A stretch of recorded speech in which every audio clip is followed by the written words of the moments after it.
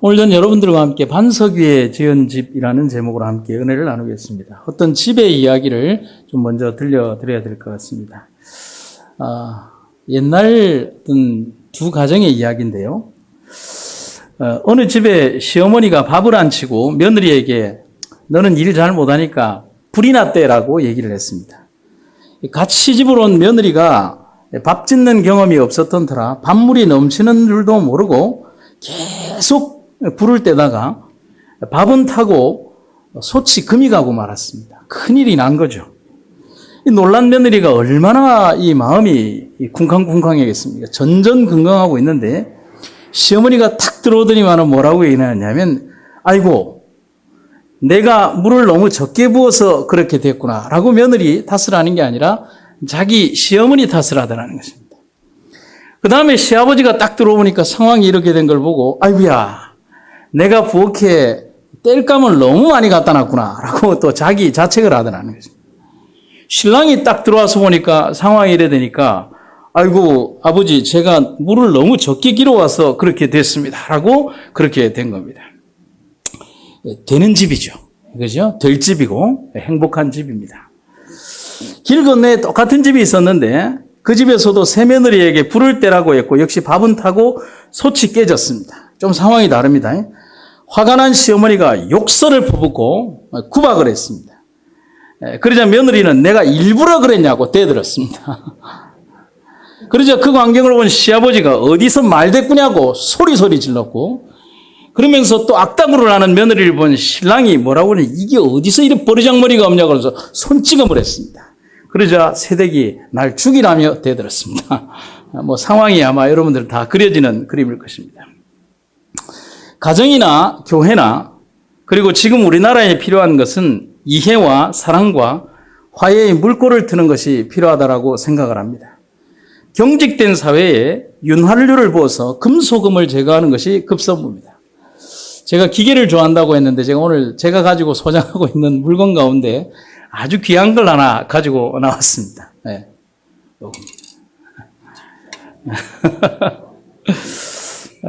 제 집에 가면 굉장히 신기한 게 많은데 지난주에 누군가요? 어떤 병원의 직원인가 잘 기억도 안 나는데 저한테 와서 아주 심각하게 뭐라고 얘기하면 목사님은 정말 어떤 다른 선물보다 공부를 좋아하십니까? 그래, 예, 좋아하는데 나한테 선물하려면 공부로 보고 해라. 중첩 안 되게 그렇게 얘기를 했습니다.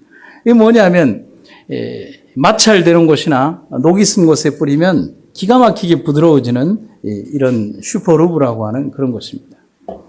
어떤 곳이든 뿌리기만 하면 깨끗해집니다. 문틀이든 창틀이든 그다음에 가드레일이든 어떤 레일이 있는 곳이건 아니면 심지어 자동문이건 어떤 곳이든 뿌리기만 하면 손상을 주지 않고 이 설교는 안 듣고 저걸 어떻게 빌려가나 하는 눈빛들이 제가 알겠습니다.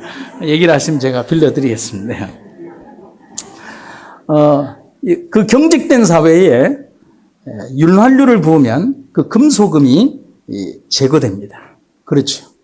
아주 작은 역할이지만 그 윤활유의 역할은 굉장히 중요하다고 할 수 있습니다. 가정이 무너지고 흔들리는 사회가 걱정스럽습니다. 하나님께서 이 나라를 구원해 주시고 그 윤활유의 역할을 할 수 있는 그 역할들이 바로 이 교회가 되고 믿음 있는 성도들이 그 역할들이 되기를 간절히 바라는 것입니다. 여러분 이해하기 시작하면 그 이해의 테두리 안에서 모든 것들을 할 수 있다는 사실입니다. 처음에 저희 집사람이 결혼을 하고 충청도 여자가 경상도 쪽으로 시집을 오고 나니까 언어가 너무 생소하지 않습니까? 그래서 저희 집에서 어머니와 함께 한 달 정도를 살고 저희가 발령받기까지 한 달을 살았는데 아주 지독한 경상도 이 말을 쓰는 저희 어머니가 충청도 여자에게 뭐라고 얘기하냐면 야이야 정지 가서 정구지 가져온나 이랬습니다. 그러니까 우리 집 사람이 두 단어의 그 연속이 되지 않은 것이면 접속사는 이해가 가는데 야야라고 하는 그 어떤 인칭 대명사는 이해가 갔는데 그 뒤부터는 방언으로밖에 안 돼. 정지는 어딜까? 그러면 그 다음에 나오는 이상한 단어인 정구지는 뭘까?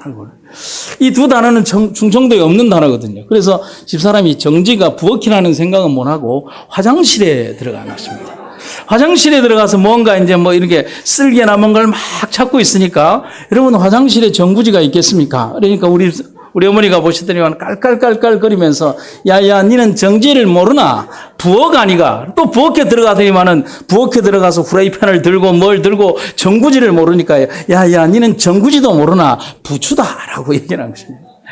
근데 이러한 과정들 속에서 무엇을 생각할 수 있냐면 그러나 저희 어머니는 그걸 보면서 굉장히 귀엽게 보셨죠. 야야라고 소리는 안 지르셨습니다.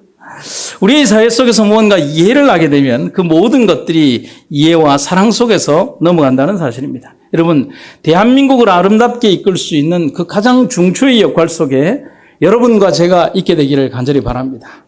내가 있어서 행복한 사회를 만들어야 되고, 내가 있어서 아름다운 곳이 되게 해야 되고, 내가 있음으로 인해서 더 아름다운 곳이 되게 하는 것이 그리스도인의 역할이라고 생각을 합니다. 이제 산상보훈으로 좀 들어가면요. 산상보훈의 처음의 말씀과 우리가 오늘 배우게 되는 이 마지막 말씀 간에는 뗄래야 뗄 수 없는 기묘하고 중요한 사상이 흐르고 있습니다. 그것은 신명기서를 통해서 전달하고자 했던 아주 중요한 주제인데요. 아버지의 뜻을 행하는 자만이 하나님의 자녀가 된다는 것입니다. 신명기 4장 1절에 보면 이렇게 되어 있습니다. 이스라엘아, 내가 이제 너희에게 가르치는 규례와 법도를 듣고 준행하라. 그리하면 너희가 살 것이요. 너희의 열조의 하나님 여호와께서 너희에게 주시는 땅에 들어가서 그것을 얻게 되리라. 아멘입니까? 본문의 말씀에서 예수님은 한 내용을 강조하고 있습니다. 그것은 믿음이란 들음에서 나오는 것이지만 행하지 않는 것은 의미가 없는 것이고 또 행한다고 할지라도 진실한 감동이 없는 껍데기만의 행동은 의미가 없다는 사실인 것입니다. 단순한 하나의 물건이라면 동기와 원인이 어떠하든지 사는 사람이 어떤 방식으로 사용을 하든지 어디에 쓰든지 무방합니다. 하지만 믿음은 내 마음대로 사용하는 그런 물건과 같은 것이 아니라는 사실입니다. 믿음은 하나님께서 우리에게 주신 가장 강력한 무기요, 우리가 사용해야 되는 것이며 또 그 믿음은 하나님께서 원하시는 방법대로 사용하게 될 때 가장 강력한 파워와 시너지를 사용할 수 있다는 사실입니다. 하나님에 대한 믿음을 잊지 않았던 요셉은 그의 경험에서 항상 하나님이 함께 하셨고 요셉이 처하는 모든 환경에서 주변 사람들을 감동시키셨습니다. 이것이 믿음의 힘이라는 사실입니다. 여러분, 요셉이라고 하는 한 젊은 청년이 10살 간 넘은 열 몇 살의 그 어린 이 소년과 같은 아이가 제국의 땅 중심부에 팔려간 노예로서 무엇을 할 수 있었겠습니까? 그러나 하나님의 동행과 하나님의 함께하심과 또 그의 가슴 속에 가지고 있었던 하나님에 대한 믿음이 그 제국의 중심부에서 살아갔던 일평생의 기간 동안에 그와 함께하신 하나님, 내가 너와 함께했고 이스라엘의 하나님이 그와 함께하셨다는 감격적인 단어가 요셉의 단어와 함께하고 있다는 사실입니다. 하나님의 이름으로 행하셨던 수많은 이적과 기사들도 참된 순종과 진실한 믿음이 없이는 모두 다 모래 위에 그들의 집을 건설하는 것과 같은 것임을 우리는 기억해야 합니다. 그래서 예수님의 가르침은 서기관들이나 랍비들과 다를 수밖에 없었다는 사실입니다. 여러분, 여기에 여러 개의 등들 가운데 하나만이 빛을 발하고 있죠. 서기관들의 기별은 뭐냐면 꺼진 등불과 같습니다. 그러나 빛이 나는 하나의 진실한 기별을 전하는 예수님의 기별은 죽은 기별을 전하는 바리새인이나 사두개인들과는 달랐다는 사실입니다. 그들이 외형과 껍데기를 목숨처럼 여긴다면 예수님은 내면의 참된 근본을 중요시한다는 사실입니다. 오늘 여러분들의 믿음은 보이지 않습니다. 여러분, 그걸 기억해야 합니다. 여러분들에게 설교하고 있는 이 목사가 믿음이 있는 목사 같습니까? 믿음이 없는 목사 같습니까? 이걸 고민하면 참 제가 입장이 곤란해지는데, 불행하게도 여러분들에게 보여지는 이 목사의 믿음이나 목사의 영성은 보여지는 것이 아니죠. 그것은 여러분들에게 아무리 잘 포장된 모습으로 여러분들에게 전달된다 할지라도 하나님과 나와의 개인적인 정산의 관계에서 평가받아야 되는 문제라고 하는 사실입니다. 아무리 잘 정돈된 옷을 입고 새 옷을 입고 좋은 넥타이를 매고 그러면 잘 다림질된 와이셔츠를 입고 있는다 할지라도 내 내면 속에 있는 진실한 나의 본 모습은 여러분들에게 보여지는 강단 위의 모습이 아니라 벌거벗겨진 하나님의 그 백성들의 나신의 모습으로 주님 앞에 서 있을 수밖에 없다는 사실입니다.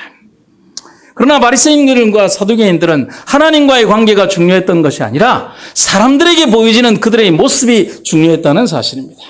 그래서 굳이 기도를 해야 될 때도 길거리, 저작거리로 가서 기도를 했고요. 꼭 시간이 정해진 그 시간에 소리 높여 기도하면서 사람들에게 내가 기도하는 모습을 보라고 외형적인 것에 목매달고 그렇게 살았다는 사실입니다.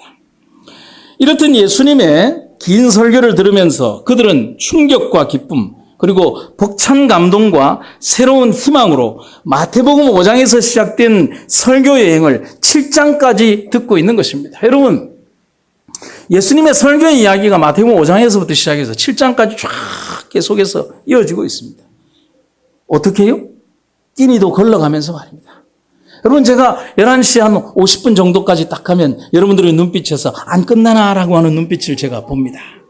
밑에 이제 밥이 막 익어가고, 이제 취침 이제 밥솥의 수증기가 막 올라오고 있을 때 오늘 반찬은 뭘까라고 하는 갈망하는 눈빛을 보지만 나는 끝내고 싶은 마음은 없어요.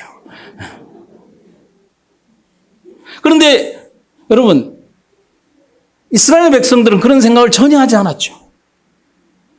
누군가 제대로 밥을 해주는 사람도 없겠고요. 2만 명이 넘는 사람들이 어디 가서 밥을 먹겠습니까? 그것은 나중에 예수님의 그 제자들과의 대화에서도 보면 돈이 있어도 살 수 없는 형편이라고 하는 사실을 알 수가 있습니다.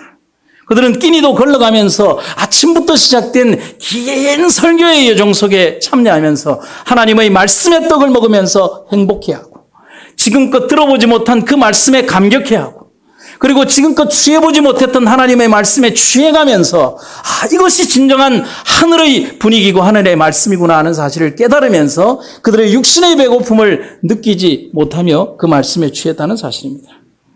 이토록 긴 설교의 끝에 백성들이 내린 은혜의 평가는 바로 이것이었습니다. 예수께서 이 말씀을 마치심에 무리들이 그 가르치심에 놀래니 이는 그 가르치시는 것이 권세 있는 자와 같고 저희 서기관들과 같이 아니하니라. 여러분 아멘입니까? 오늘 우리는 한 30분의 설교에도 지루해야 할 수 있고 핸드폰을 만지작거리고 그다음에 이 설교보다 더 중요하다라고 하는 카톡에 택배기사의 택배의 그 카톡에 목매달하면서 오늘은 뭔가 왔을까를 고대하면서 여러분들이 이 설교보다도 더 중요하게 생각하는 오면 관리소에 다 있어요. 그런데 뭘 그리 보려고 그래요. 그런데 오늘날의 현대의 사람들은 예배에 집중하지 못하는 모습을 보게 되는 것입니다. 여러분 한번 따라해 보실까요? 정말 사랑하면 시간이 느껴지지 않는다. 여러분 공감하십니까? 정말 사랑하는 사람과 함께 있으면 시간이 짧죠. 그래서 어떤 분이 얘기하는 것처럼 정말 사랑하는 사람과 함께 밤을 지샌다면 아무리 좁은 침대도 태평창처럼 넓게 보일 것이고 아무리 넓은 침대 위에 잠을 자도 그 두 사람이 마음이 맞지 않는다면 칼끝 위에 잠을 자는 것과 같다라고 그런 표현을 하고 있습니다. 제가 잘 하는 질문 가운데 이런 질문이 있습니다. 영국의 한 신문사에서 이런 신문에 퀴즈를 냈습니다. 영국의 가장 끝에서 런던까지 가장 빨리 가는 방법은 무엇일까요? 이것을 맞추는 사람에게 막대한 현상금을 했습니다. 그래서 어떤 사람은 비행기를 타고 간다, 뭐 페라리를 몰고 간다, 뭐 어떻게 한다, 뭐 기차를 타고 간다, 뭐 영국 런던의 그 지옥 같은 교통 체증을 피하기 위해서 뭐 배를 타고 간다, 뭐 각양각색의 수천 가지의 답 가운데 정답으로 채택된 것은 아주 간단한 것이었습니다. 친구와 함께 가면 된다. 좋은 친구와 함께 가면 가장 빨리 간다. 여러분 공감하십니까? 그렇잖아요. 아무리 긴 거리를 가더라도 내 마음이 공유되는 그 사람과 함께 먼 길을 가게 되면 그 긴 시간을 느끼지 못할 만큼 오히려 짧은 그 시간 속에 아쉬워할 만큼 그 동무간의 그 시간이 너무나 아쉽다는 사실입니다. 여러분, 우리 인생의 가장 아름다운 동행이 되신 그분은 예수님이시라는 사실을.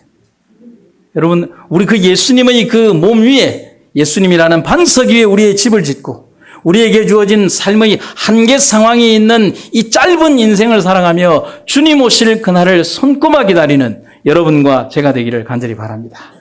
믿음이라는 책 78페이지에 보면 이런 말씀이 있습니다. 만일 그대가 하나님의 진리를 발견했다면 그 빛을 따르고 그대의 뒤에 빗장을 질러라. 여러분 이 표현이 중요합니다.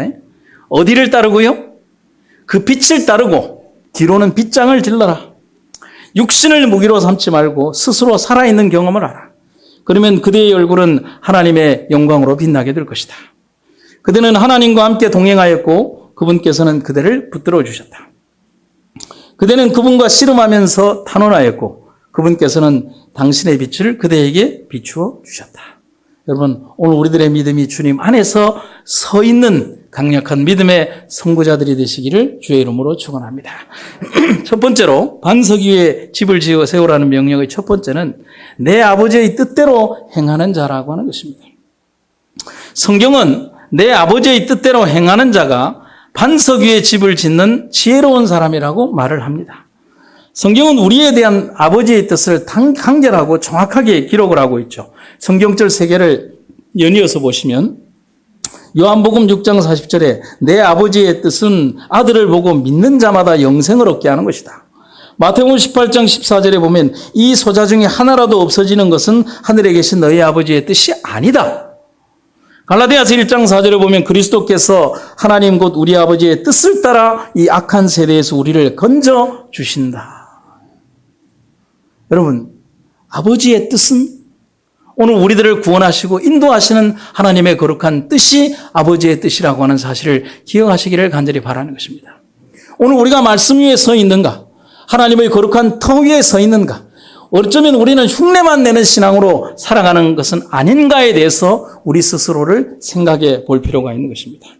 다니엘은 다니엘서 1장 8절에서 하나님과 이방의 앞에서 다니엘은 뜻을 정했다라고 하는 표현을 쓰고 있습니다. 여러분, 아버지의 뜻도 중요하지만 하나님 안에서 자기의 믿음을 가지고 하나님 안에서 뜻을 정하게 될 때 하나님은 우리에 대한 뜻을 정할 수 있다는 사실을 기억하시게 되기를 간절히 바랍니다. 제가 옛날에 지금은 고인이 되신 신계훈 목사님의 다니엘서 세연구라고 하는 책은 지금도 누구도 범접할 수 없는 다니엘서 연구에 대한 이 하나의 금자탐을 이룬 책입니다. 그런데 제가 그 책을 1페이지부터 마지막 페이지까지 정독을 하면서 그 안에 보면 다니엘 1장 8절에 대한 강해를 이렇게 써놨어요. 저는 이걸 잊어버릴 수가 없어요. 같이 한번 보시겠습니다. 뜻을 정하여라고 하는 이것에 신계훈 목사님이 쓰신 글에 보면 이렇게 되어 있습니다. 다니엘이 자신의 생애에 관하여 뜻을 정했기 때문에 하나님께서도 다니엘에 대한 당신의 뜻을 정하실 수가 있으셨으며 동시에 바벨론에 대한 하나님의 뜻을 실현시킬 수가 있으셨다.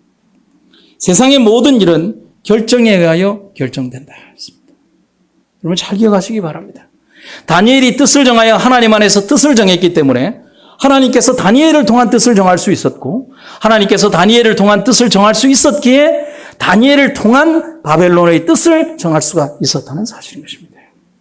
아버지의 뜻을 행하는 자만이 이 세상에서 그분의 뜻을 실천할 수 있다는 사실인 것입니다.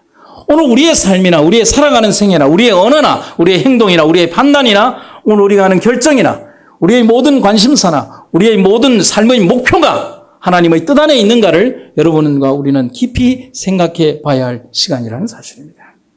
근데 성경에 보면 이 본문 구절에 마태복음 7장에 아주 심각한 이야기를 하고 있습니다.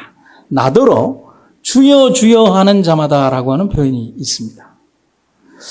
여기에서 나더러 주여 주여 하는 자마다에 대해서 어떤 표현을 우리가 이해할 수 있냐면 이 말은 뭐냐면 마음은 없고 입술만에 열정을 하는 사람들에 대해서 주여 주여 하는 사람들이라고 말하고 있습니다. 이들이 말하는 주여 주여라고 하는 것은 천국의 핵심인 예수님을 믿음과 고백을 통해 부르는 말이 아니라 관습처럼 입에 배어버린 상용어가 되어버린 것입니다. 주여! 그냥 입만 열면 주여라고 말하지만 그 마음속에 정말 하나님에 대한 믿음이나 탄원이나 그리고 염원은 없이 그냥 감탄사가 되어버린 그 말이 바로 주여라고 하는 말인 것입니다. 이 반복된 표현은 예수님과 자신과의 관계가 아주 친밀하다고 스스로 주장하고는 있지만은 그래서 이렇게 얘기합니다. 주여 주여 얘기하면서 바리새인과 사두개인들이 얘기할 때 무슨 문장이냐면 나는 누구와 친한 사람이다. 예수님과 친한 사람이다라고 얘기를 하지만 공교롭게도 예수님은 같은 절에서 나는 너와 친하지 않다라고 얘기를 하고 있습니다. 여러분 이상하죠? 바리새인과 사두개인은 나는 예수님과 친한 사람입니다라고 얘기를 하는데 예수님은 나는 너희를 모른다라고 얘기하는 것입니다. 이 관계의 묘한 어떤 트러블을 우리가 생각해 볼 필요가 있는 것입니다. 곧 행동이 따르지 않는 세치의 혀로만 말하는 순종은 우리의 주님을 절대로 감동시키지 못한다는 사실입니다. 여러분, 오늘 우리가 이 자리에 앉아 예배를 드리며 우리의 드리는 예배가 하나님을 감동시키는 진실한 감동의 예배가 되기를 여러분과 제가 그런 기도를 드리기를 주의 이름으로 축원합니다. 예언의 신에 보면 우리의 믿음의 상태에 대해서 조금 심각하게 지적해 놓은 세 개의 문장을 좀 같이 한번 보도록 하겠습니다. 여기 보면 노란색 글씨를 위주로 보시면 됩니다. 소기문집에 나오는 내용들인데요. 나는 이름 뿌린 교회들이 타락하여 죽음과 냉담함이 그들을 지배하고 있음을 보았다. 어떤 교회들요? 이름 뿌린 교회들이라는 거예요. 그 다음 두 번째 보면 나는 명목상의 교회들의 자만한 상태를 보았다. 이름 뿌린 교회라고 되어 있고 명목상의 교회라는 표현을 썼습니다. 마지막 세 번째는 하나님을 섬기노라고 공언하면서 지식이나 경건에 아무런 진보를 보이지 않는 자들은 명목상의 그리스도인일 뿐이다. 마음의 성전은 신성을 모독하는 우상들이 가득하다. 교회의 모양은 있으나 교회는 아닙니다. 성도라고 이야기하지만 성도가 아닙니다. 나는 믿음이 있다라고 얘기하지만 믿음이 없습니다. 나는 가르치는 자라고 얘기했지만 예수님은 그들을 향하여 회칠한 무덤이라고 얘기를 하고 있습니다. 하나님의 말씀을 들고 하나님의 말씀을 강론한다고 얘기하지만 그 속에 하나님이 없는 기배를 전하는 모순된 사회 속에서 살아가는 그들의 믿음을 오늘 이 당시의 교회의 교인들이 그대로 답습하고 있다라고 얘기하고 있는 것입니다. 그러면서 예수님께서는 진실한 하나님의 백성들이 어떤 사람이냐? 하늘에 계신 아버지의 뜻대로 행하는 자라고 하는 표현을 쓰고 있습니다. 그래서 마태복음 12장 50절에 있는 표현을 보면 천국 입성의 결정적인 요소는 믿음과 순종이다라고 얘기를 하고 있습니다. 여러분 아멘입니까? 내 아버지라는 표현은 마태복음에서 처음 사용된 것인데 성부와 성자의 긴밀감을 표현한 것입니다. 내 아버지라는 말씀으로 예수님은 자신과 하나님과의 관계뿐만이 아니라 아버지의 뜻을 행하는 자는 누구나 그분의 아들로서 그분과 참된 구원의 관계가 있다는 것을 의미하는 것입니다. 사랑하는 여러분, 오늘 우리의 드리는 이 예배 속에서 살아계신 하나님의 거룩한 관계가 유지되는 여러분과 제가 되기를 간절히 바랍니다. 지금은 미국에서 아주 훌륭한 신학교 중에 하나로 취급받는 달라스 신학교가 있습니다. 그런데 1924년경에는 이 달라스 신학교가 빚 때문에 어떤 중요한 결정을 해야만 했습니다. 더 이상의 투자자도 없고요. 그래서 이 빚을 어떻게 탕감할 수가 없어서 이제 그 총장과 이제 목사님이 앉아서 이 학교를 어떻게 해야 되겠습니까? 이제 이 학교를 넘겨야 되겠습니까? 라고 하는 중요한 결정을 하게 되어 있었습니다. 그때 당시에 굉장히 유명한 목사님 가운데 아이언사이드라고 하는 목사님과 셰퍼 박사 그 학장이 앉아서 기도를 하는데 이 아이언사이드 목사님이 이렇게 기도를 하는 것입니다. 여러분들도 좀 이렇게 한번 기도해 보시면 좋을 것 같아요. 주님, 당신은 모든 산과 모든 언덕과 그리고 모든 가축들을 소유하고 계시는 부자가 아니십니까? 그렇죠? 그래서 어떻게 기도했냐면 하나님 그렇다면 그 가축들 중에 얼마를 좀 팔아서 돈을 보내주시면 이 학교가 살 수 있는데 왜 그렇게 안 하십니까? 우리들이 볼 때는 좀 상당히 좀 이렇게 엉뚱한 기도 같지만 정말 절박한 기도를 드린 거예요. 그러면서 이제 둘이 이제 어떤 기도를 했냐면 한 사람이 기도를 하면 또 이제 앞에 있는 학장이 또 기도를 하면서 주고받는 어떤 그런 기도를 한 것입니다. 근데 이런 기도를 끝내는 것이 정말 두렵지 않습니까? 그러나 기도에는 끝이 있어야 하기 때문에 그들이 간절한 마음으로 또 이제 마지막에 아이언사이드 이제 목사님이 뭐라고 하냐면 조금 전에 드렸던 그 기도를 다시 반복하면서 하나님 우리에게 그 가축들을 팔아서 이 광활한 달라스 지역에 있는 그 많은 가축들 가운데 일부를 팔아서 하나님 이 학교를 지켜주십시오라고 기도한 것입니다. 여러분 이 기도에 대해서 여러분은 어떻게 생각하십니까?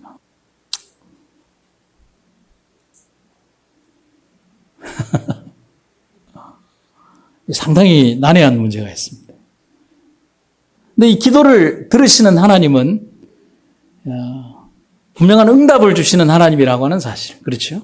그리고 이 학교에 하나님께서 함께 하시기를 원하셨다는 그 뜻이 이 달라스 신학교에 함께 했던 것입니다. 어떤 일이 벌어졌냐면 기도가 끝나자마자 카우보이 하나가 가죽 재킷을 입고 말을 타고 마차를 끌고 갑자기 달라스 학교의 교정을 지나서 막 무던히 많은 이 학장 실문을 막 두드리는 것입니다. 그 사람은 신실한 교인도 아니고 대단한 사회사업가도 아닙니다. 갑자기 딱 들어오더니만 여기 학장 나오라는 것입니다. 왜 그러냐고 그러니까 갑자기 이만한 꾸러미에 돈 바구니를 툭 내려놓으면서 뭐라고 얘기하냐면 이 학교를 위해서 좀 써달라는 것입니다. 그 이유를 아직 아멘하면 안 됩니다. 이유를 알아야 돼요. 왜 그러냐고 그러니까 자기가 오늘 많은 농장에 있는 가축들 가운데에서 일부를 팔고 막대한 돈을 이렇게 가지게 되었다는 것입니다. 그런데 이 돈을 자기만을 위해서 사용하는 것은 죄라는 생각이 자기의 마음속에 계속 떠오르더라는 것입니다. 아침부터. 분명히 자기는 이것이 자기가 정말 땀 흘리고 노력한 어떤 가축들이고 돈이지만은 이것을 나 자신만을 위하여 사용하는 것은 하나님의 뜻이 아니라고 생각했던 것입니다. 그래서 고민을 하다가 자기의 마음속에 달라스 신학교가 떠올랐고 무슨 힘인지는 모르지만은 그 돈을 가지고서 어디로 오게 되었냐면 달라스 신학교의 학장 앞으로 왔고 그 돈을 내려놓으면서 혹시 이 돈이 이 학교에 필요하지 않습니까? 라고 얘기합니다. 아멘입니까? 그러자 이제 학장이 그걸 보면서 깜짝 놀란 것입니다. 어떻게 반응을 해야 될까? 막 박수치며 좋아해야 될까? 그런데 옆에 있던 아이언사이드 목사님이 이렇게 얘기를 한 것입니다. 학장님이 목사님을 보면서 이게 무슨 상황이죠? 라고 눈빛을 보내니까 아이언사이드 목사님이 이렇게 얘기를 했습니다. 학장님, 주님께서 방금 가축을 팔아서 이 돈을 보내주셨습니다. 아멘입니까? 우리의 인간의 생각과 하나님의 생각은 다릅니다. 그리고 우리의 생각의 너머에 하나님은 우리보다 먼저 가 계시다는 사실을 우리는 생각을 해야 합니다. 하나님보다 더 똑똑하다고 생각했던 인간의 판단이 에서를 낳는 그런 불충성을, 이스마엘을 낳는 불충성을 만들었고요. 인간의 생각이 하나님보다 앞서게 될 때 항상 인간은 불충성의 기회를 가지게 된다는 것입니다. 하나님의 뜻을 행하며 준행하는 자는 위대한 일들을 이룹니다. 한번 따라해 보실까요? 믿음은 절대로 요행이 아니다. 믿음은 가장 정확한 이론이고 믿음은 땀 흘리는 경험이라는 사실을 여러분과 제가 기억하시기를 간절히 바랍니다. 거저 이루어지는 것이 아니라 진실한 마음으로 믿는 자에게 분명한 결실을 가져다 주는 것이 하나님의 뜻이라는 것입니다. 천국에 대한 기득권을 주장하면서 사람들이 이야기를 합니다. 내가 뭘 하지 아니하였까이까라고 그렇게 얘기를 합니다. 하지만 하나님께서는 우리들에게 이야기하기를 내가 너희를 3번의 반복 속에서도 그들은 적어도 그들이 주님을 위하여 무언가를 했음을 자랑하고 있지만은 하나님은 그들에 대한 선언은 아니었다는 사실인 것입니다. 오직 순종만이 하나님의 제자의 시금석이 된다는 사실을 여러분과 제가 기억하시기를 간절히 바랍니다. 내가 너희를 도무지 알지 못하니 불법을 행하는 자들아 내게서 떠나가라 하리라. 여러분, 주님의 선언은 충격적인 것이었습니다. 그들을 모른다라고 했습니다. 그리고 그들이 불법을 행한다라고 했습니다. 결국은 그들이 한 행동들은 주님을 위해서 한 것이 아니라 자신들의 공명심과 이기심과 탐욕을 위하여 하나님의 이름을 더럽힌 존재들이라고 하는 사실인 것입니다. 두 번째는 반석 위에 집을 짓자는 것입니다. 마태는 행위의 행위의 중요성을 강조합니다. 행함에 대해서 그가 17절에서 19절에서 5번, 그 다음에 마태복음 7장 21절에서 22절에서 2번 더 말함으로써 예수님이 언급하신 말과 행동의 결합을 굉장히 중요하게 강조를 합니다. 예수님은 지혜로운 사람은 듣는 것으로 그치지 않고 깊이 통찰하고 또한 깨달은 바를 실행하는 사람이라고 말하고 있습니다. 야고보 2장 17절에 보면 이와 같이 행함이 없는 믿음은 그 자체가 죽은 것이다. 2장 26절에 보면 영혼 없는 몸이 죽은 것 같이 행함이 없는 믿음은 죽은 것이다 라고 얘기를 하고 있습니다. 분명히 그런 사람이 인생의 폭풍과 지나갈 때 흔들리지 않는 기초를 쌓는 사람들이 될 것입니다. 성경에 보면 비가 내리고 창수가 나고 헬라어 원문에는 그리고라는 접속사가 5번이나 사용이 되었습니다. 여러분, 그리고라는 단어의 의미는 뭐죠? 계속 깊어지는 것입니다. 비가 내리고 그리고 홍수가 나고 그리고 번개가 치고 그리고 바람이 불고 그리고 이것은 뭐냐면 똑같은 것을 분산해 놓은 것이 아니라 상황이 더 심각해지는 것이 5번이나 계속 심각해지는 상황을 그리고라고 반복하고 있는 것입니다. 특별히 하늘로부터의 비와 지상에서의 홍수 그리고 공간들을 메우는 바람은 그 세워진 집을 조금의 여유도 주지 않고 강타하는 시련이라고 볼 수가 있습니다. 그러나 이 시련들 가운데에서도 그 집이 든든히 설 수 있었던 가장 중요한 원인은 바로 기초가 든든한 반석이었기 때문에 그렇다는 사실입니다. 며칠 전에 여러분들 무서우셨습니까? 막 흔들립니다. 저희 집 사람이 막 무섭다고. 나도 무서웠지만. 저희 집 사람이 제가 이제 무서워해서 갑자기 베란다 쪽에 있다가 막 들어오려고 하니까 저를 막 끌고서 베란다 쪽에 있어야 안전하다고 저를 끌고 왔습니다. 나중에 알고 보니까 베란다에 가면 죽는답니다. 모르면 무식하다고. 정말 무너질 것 같은 그 두려움이 생기기 시작했습니다. 홍수가 불고 바람이 불고 홍수가 나고 비가 쏟아지기 시작할 때 27절에 등장하는 비나 홍수나 바람은 집에 치명적인 손상을 입힐 수 있는 그런 자연적 현상을 말합니다.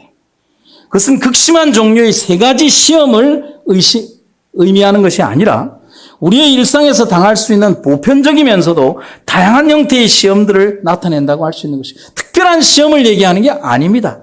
집이 있으면 당연히 비가 옵니까? 여러분 비가 오나요? 당연히 비가 옵니다. 홍수가 있나요? 있습니다. 바람이 부나요? 당연히 우리의 일상사에서 일어나는 당연한 3가지의 그 시험들이 우리들에게 이르러올 때 기초가 든든하지 아니한 집은 그런 일상사의 시험들에 있어서 무너질 수밖에 없다는 사실을 얘기하는 것입니다. 특별한 시험이 오지 않는다 할지라도 그런 일상사의 많은 시험들 속에서도 무너질 수밖에 없는 사상두각의 집이 되어서는 안 된다라고 얘기하는 것입니다. 모래 위에 지어진 집은 이러한 단순하고 일상적인 시험들을 통해서 서서히 그 기초를 상실해 간다라고 할 수가 있는 것입니다. 여러분 그렇다면 그 반석은 누구입니까? 그 반석은 고린도전서 10장 4절에서 얘기하기를 그 반석은 곧 그리스도시니라. 아멘입니까? 우리 신앙의 가장 근본적인 기초는 예수 그리스도가 되어야 합니다.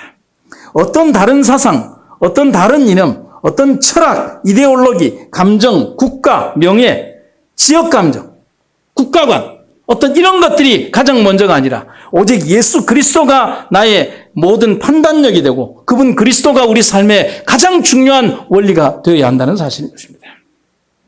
고린도전서 3장 11절에서 이 닦아둔 것 외에 능히 다른 터를 닦아둘 자가 없으니 이 터가 곧 예수 그리스도시니라. 저는 오늘 우리들에게 아주 심각한 질문을 해봅니다. 지나온 60여년의 세월 동안 이 병원교회는 예수 그리스도라는 든든한 터 위에 서 있느냐? 오늘 우리들의 믿음의 자세가 반석 되신 그리스도 위에 서 있는가를 여러분과 제가 믿음의 눈으로 다시 한번 질문해 볼 수 있게 되기를 간절히 바랍니다. 산상보원 149페이지에 우리는 그리스도의 말씀에 순종함으로써 그리스도 위에 집을 짓게 된다. 의를 즐기는 자가 의로운 사람이 아니라 의를 행하는 자가 의로운 사람이다. 오늘 우리들의 믿음 속에서 진실로 우리가 예수 그리스도 안에서 반석 위에 집을 짓게 되는 그런 믿음의 사람들이 되시기를 간절히 바랍니다. 제가 마지막으로 한 이야기를 들려드리고 말씀을 마치겠습니다. 서양의 작가 가운데 아주 유명한 작가 가운데 C.S. 루이스라고 하는 작가가 있습니다. 그냥 C.S. 루이스가 누군지 말을 하면 잘 모르겠지만 우리 젊은 친구들에게 얘기를 하면 알 수 있습니다. 나니아 연대기라고 하는 책을 아십니까? 영화화되기도 했던 그 나니아 연대기를 쓴 작가가 바로 이 C.S. 루이스라고 하는 이 작가입니다. 그래서 나니아 연대기의 배경은 기독교적인 사상이 배경이 되고 있는 판타지 소설이라고 할 수가 있습니다. 근데 C.S. 루이스가 쓴 짧은 소설 가운데 악마의 편지라고 하는 그 내용에 보면 이런 내용의 이야기가 등장을 합니다. 어떤 영국의 노신사가 대영 제국의 도서실을 찾았습니다. 그 노신사는 일주일에 한 번씩 도서실에 들르는 그의 습관적인 태도로 그날도 도서관에 들러서 책을 읽기 위해서 서가에 들렀습니다. 그런데 여러 가지 책 중에서 그가 손에 쥐어진 책이 어떤 책이냐면 신앙에 관한 책이었습니다. 믿음에 관한 책이었고, 이 책을 서서 읽어보다가 노신사의 마음속에 갑자기 하나님에 관한 생각이 떠올랐습니다. 좋은 징조입니까? 아주 좋은 징조죠. 그분은 어떤 분일까? 나는 그분과 어떤 관계를 맺어야 하는가? 이런 생각을 하고 있는 노신사에게 갑자기 그 순간 선한 생각과 믿음의 생각을 하고 있는 그 순간에 갑자기 악마가 찾아왔습니다. 악마가 그의 마음속에 이런 이야기를 합니다. 점심시간이야. 뭘 그렇게 바쁘게 생각을 해? 그 순간 그는 잠시 마음속에서 생각하려고 했던 하나님에 대한 의식을 누르고 식당으로 가게 됩니다.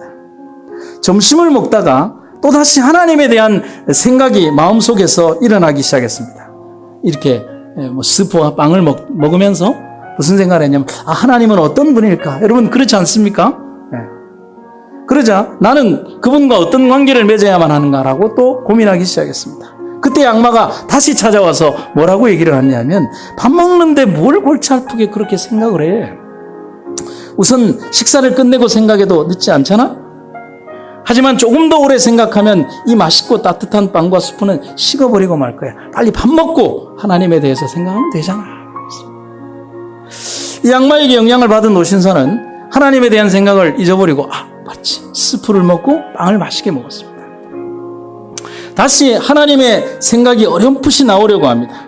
그리고 이제 식사를 다 하고 난 다음에 다시 자기가 오전에 생각하던 그 예수님에 대한 하나님과의 관계에 대한 생각을 이렇게 떠올리려고 할 때 사단이 이런 얘기를 합니다. 그거 뭐 있을 수 있는 생각이지. 시간이 다 됐잖아? 오늘 바쁘지 않아? 집에 가서 할 일이 많잖아? 빨리 집에 가야 되잖아? 너무 합리적인 얘기가 자기의 귀에 들어오는 것입니다. 그렇지. 시간을 보니까 자기가 집에 가야 될 시간이 되었습니다. 악마의 미소라고 하는 편지의 뒤에 이런 묘사가 되어 있습니다. 제가 읽어드리죠. 그는 밖으로 나와서 버스를 탔다. 버스 좌석에 앉아 그는 신문을 읽으면서 오늘 아무 일도 없었던 것처럼, 그에게 아무런 자극도 없었던 것처럼, 아무런 변화도 경험하지 않았던 사람처럼 여느 때와 마찬가지로 버스를 타고 집으로 돌아간다. 이때 루이스는, 그 작가는 그 뒤에 이런 마지막 표현을 쓰고 있습니다.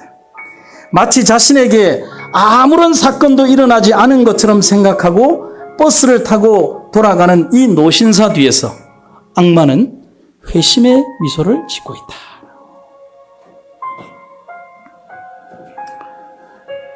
여러분, 우리 삶을 유혹하는 사단의 정신은 반석 대신 그분 가까이에 가지 못하게 끊임없이 속삭이고 있습니다. 가장 합리적인 이야기로, 가장 합당한 이유로, 그렇게 해야만 되는 이유로, 내게 아무런 일도 일어나지 않은 것처럼, 어떤 자국도 없었던 것처럼 무감각하게 세상을 향해 살아가기를 사단은 그렇게 문을 열어놨습니다. 여러분, 절대로 그래서는 안 됩니다. 내게 주어진 가장 아름다운 시간, 나는 반석 위에 나를 묻어야 합니다. 여러분, 산상의 설교가 마쳐지고 있는 이 시간, 예수님의 공생의 사역 중 가장 행복한 하루가 지나고 있습니다. 폭포처럼 수없이 많은 천국의 기별들을 그들에게, 아니 2000년이 지난 우리들에게 오늘 하고 계십니다. 천국을 주신다고 하십니다. 십자가의 고통이 아닌 십자가의 승리를 오늘 주시기를 원하고 계십니다. 겟세마네의 좌절이 아닌, 배신도 아닌 승리와 회복을 우리에게 주시려고 하십니다. 그리고 예수님 우리에게 말씀하신다. 내 자신을 밟고 서라고 말씀하십니다. 아니, 자신의 가슴을 찢고 그 가슴 안에 우리의 신앙을 뿌리내리라고 말씀하고 계십니다. 어떤 다른 터가 아닌 예수님의 가슴 안에 뿌리내리라고 말씀하고 있습니다. 오늘 우리의 믿음의 집이 반석 되신 예수님 위에 굳건하게 뿌리내리기를 주의 이름으로 축원합니다. 말씀하세요.